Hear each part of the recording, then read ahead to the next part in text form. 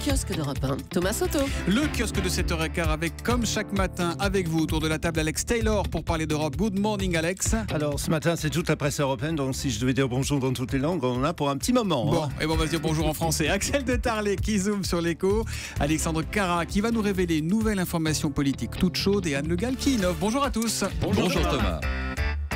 Axel de Tarlet, c'est une histoire hallucinante qui fait la une des Échos ce matin. Volkswagen menacé d'une méga amende, et quand je dis méga, c'est 18 milliards de dollars aux États-Unis.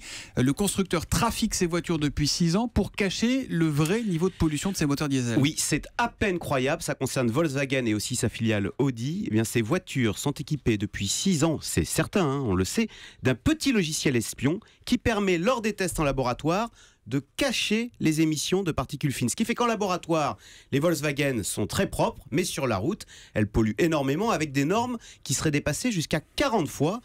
L'agence pour l'environnement américain qui vient de découvrir cette supercherie tombe de l'armoire, elle parle d'une violation très grave et on parle aujourd'hui, effectivement, vous l'avez dit, d'une amende qui pourrait aller jusqu'à 18 milliards. C'est 2 fois ce qu'a dû payer BNP Paribas l'an dernier. Mais est-ce que 18 milliards de dollars, ça peut couler un constructeur comme Volkswagen ? Alors, Volkswagen est très riche. Volkswagen, c'est 10 milliards de bénéfices par an. Donc, vous voyez, ce serait 2 années de bénéfices. Et puis, c'est un montant maximum, les 18 milliards. Mais l'image de Volkswagen aux États-Unis, c'est calculé par le nombre de voitures. Il y a 500 000 voitures. Voilà, fois 37 000 dollars d'amende par voiture. Mais l'image de Volkswagen aux États-Unis va en prendre un très sérieux coup parce que Volkswagen avait tout misé sur le diesel, avec même leur publicité clean diesel. Il n'est pas très clean puisqu'en fait, sur la route, on dépasse 40 fois les normes. Est-ce que vous sous-entendez, Axel de Tarlet, que les Européens ne vont pas tricher de la même façon que les Américains ? C'est toute la question. Est-ce qu'en Europe aussi Alors, en Europe, les procédures sont différentes. Aux États-Unis, pour faire des tests, on prend une voiture dans la rue et on regarde son niveau de pollution. Sauf qu'il y avait ce petit logiciel qui trafiquait les résultats. En Europe, c'est différent. Les constructeurs apportent une voiture spécialement pour les tests. Alors, la voiture, elle est optimisée, les pneus sont lissés, etc. Donc, si vous voulez, on optimise, mais on ne triche pas avec de faux logiciels avec des logiciels qui faussent les résultats, ce qui est beaucoup plus grave. Il regarde toujours ce qui se passe partout ailleurs en Europe. C'est son credo, Alex Taylor. Réaction à chaud ce lundi matin donc de l'Europe au résultat des élections grecques. Qu'est-ce que vous avez vu ? Qu'est-ce que vous avez lu ? Le mot à mettre dans Google Translator, c'est mitigé ce matin. Prenez par exemple la presse de droite en Allemagne, c'est très partagé. Le Frankfurter Allgemeine Zeitung, c'est très conservateur, étonnamment positif. Au moins Tsipras réformé, un vrai mandat maintenant pour ces réformes. C'est de toute façon mieux qu'un retour à la corruption sous la droite. Mais vous avez la une de Die Welt, qui est aussi à droite, mais qui est très différente. Le peuple grec a visiblement besoin d'un coup de blender. Alors, je me retourne vers Julie et Anne pour le maquillage. C'est un blender. Ah oui, c'est ça. Un coup de blush. Ils ont besoin d'être hypnotisés pour ne pas regarder l'étendue des dégâts au fond de leur propre abîme. Puis vous avez aussi des journaux de gauche. Ça existe en Allemagne, le Tageszeitung. Tsipras a commis certes beaucoup d'erreurs, mais il a mérité cette deuxième chance, endossant la chemise qui sent bien la sueur de son peuple plutôt que la veste de sa propre idéologie. En tout cas, il est rhabillé pour l'automne. Bon, alors ça, c'est pour l'Allemagne et dans le reste de l'Europe. Ce qui est étonnant, c'est de voir comment notre continent a changé en un mois. Il y a un mois, c'était la Grèce partout. Là, les élections partagent à peine les unes avec les images des migrants en Croatie, en Slovénie. Donc, c'est plus ou moins flatteur. Dans la presse, il presse en Autriche. C'est une deuxième mue du serpent pour Tsipras. The Times, en Grande-Bretagne, il va falloir s'attaquer enfin aux privilèges des pharmaciens, des agriculteurs et des gros manias des transports maritimes avec lesquels Tsipras a d'ailleurs passé ses vacances d'été. Ça, je l'ai appris dans le journal britannique. Il a passé ses vacances avec les armateurs. C'est ce qu'on dit dans l'éditorial du Times ce matin. El País, en Espagne, barille un peu. C'est un résultat en demi-teinte après une campagne grise et morne auprès d'un peuple complètement désabusé. Et puis en Italie, Corriere della Sera est allé voir Yanis Varoufakis, ancien ministre des Finances, alors qu'il votait à Athènes, qui dit que le tout, de toute façon, est voué à l'échec. Bref, je sens le reste de l'Europe éreinté, et c'est une espèce de bof continental, mais ce qui est déjà pour moi énorme, parce qu'il y a un mois, la Grèce, là il y a des élections en Grèce, et on fait tout le monde, donc c'est passé à la trappe, c'est peut-être un espoir que la Grèce se calme. Et bof, donc pour résumer, bof, c'est pas du tout le genre d'info que nous sort Alexandre Cara tous les matins. Alexandre, vous nous parlez politique et de Jean-Yves Le Drian, dont on ne sait toujours pas s'il sera le candidat du PS pour les régionales en Bretagne, enfin, nous on le sait pas, mais vous le savez. En réalité, tout ça est un faux suspense, Thomas. Jean-Yves Le Drian sera bien candidat en Bretagne, et pour plusieurs raisons.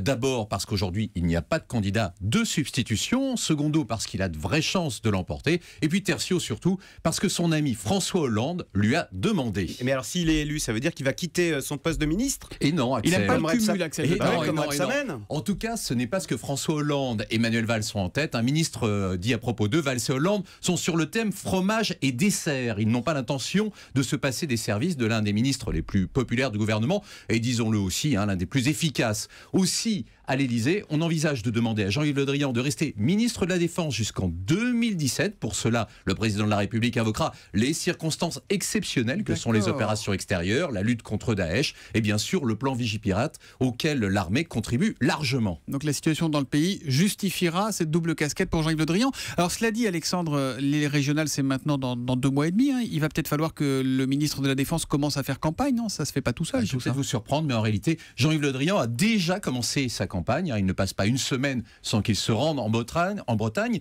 Il y a une dizaine de jours, il était à un meeting à Quimperlé. Et vous le savez, le ministre de la Défense est un grand amateur de vélo. Et il a eu cette phrase on ne peut plus explicite. Quand on fait du vélo, l'essentiel est d'être dans la bonne échappée. Et ce n'est pas forcément la première. L'image parlera à tous les fans du Tour de France. On innove. Et Anne, vous nous annoncez l'arrivée prochaine de la cape qui rend invisible, carrément. Voilà, comme dans Harry Potter, ce n'est plus de la fiction. Des chercheurs américains de l'université Berkeley en Californie ont réussi à faire disparaître sous un revêtement très fin un petit objet qui est donc devenu invisible, transparent. Alors pour l'instant, ça se passe à l'échelle minuscule, puisque l'objet et la cape ne mesurent qu'1 millième de millimètre. Ah oui. Mais les chercheurs affirment que sur la base de ces travaux, on pourrait très bien imaginer des capes d'invisibilité beaucoup plus grandes. Ouais, mais quel est le principe de fonctionnement? Ça paraît totalement invraisemblable quand même. Alors c'est parce que ça tord en fait les règles normales de la physique. Normalement dans la vraie vie on voit un objet parce qu'il y a une interaction entre les rayons de lumière et la surface des objets. Ici l'idée c'est de prendre les rayons de lumière et de les faire passer autour de l'objet pour faire comme s'il n'existait pas. On contourne Donc, l'obstacle en fait. Exactement, et c'est ce qui se passe avec cette cape. En fait, elle est recouverte de minuscules particules d'or taillées en rectangle qui agissent donc comme des miroirs pour détourner l'onde lumineuse, ce qui rend l'objet invisible. C'est très sympathique, mais en fait, à quoi ça sert? Eh bien, très sérieusement, ça pourrait servir d'abord à un usage militaire pour faire disparaître des véhicules, du matériel, des soldats éventuellement. Sur une zone de guerre, de conflit, évidemment. Voilà. Ouais. En médecine, ça pourrait servir, par exemple, à cacher des cicatrices, des rides sur un visage. Et puis, encore mieux, certains scientifiques estiment que des chirurgiens pourraient opérer en voyant à travers leurs mains, puisque s'ils portent effectivement des gants d'invisibilité, ils pourraient voir ce qui se passe en dessous. Incroyable. Vous voyez comme c'est la métaphore de la journée. Je propose que Alexis Tsipras, plutôt que la chemise de sueur du peuple, et plutôt que la veste de l'idéologie, qu'il endosse désormais la cape de l'invisibilité Voilà, d'Anne Le Gall. Il va falloir attendre une dizaine d'années avant les applications Il paraît pratiques. qu'Emmanuel Macron en a commandé une aussi. Et en attendant, pour Alex Taylor, c'est la cape de Super Alex. Merci les amis, à demain 7h15 pour le kiosque.